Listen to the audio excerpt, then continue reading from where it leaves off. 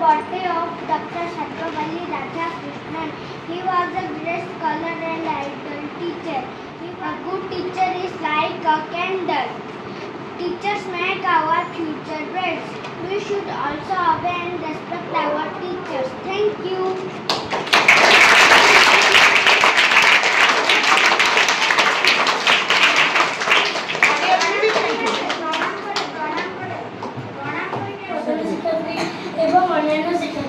एठारे मोर उपस्थित थिबा छोट बड़ भाई भौणी माने प्रथम आपको आज पवित्र गुरु दिवस उपलक्षे हार्दिक अभिनंदन और शुभेच्छा जनाऊँगी।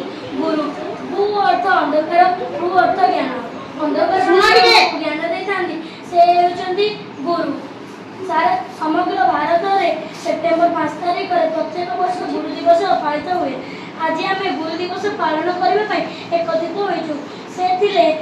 से प्रथम उपराष्ट्रपति और द्वितीय राष्ट्रपति डॉक्टर सर्वपल्ली राधाकृष्ण तांकर आज जन्म दिवस।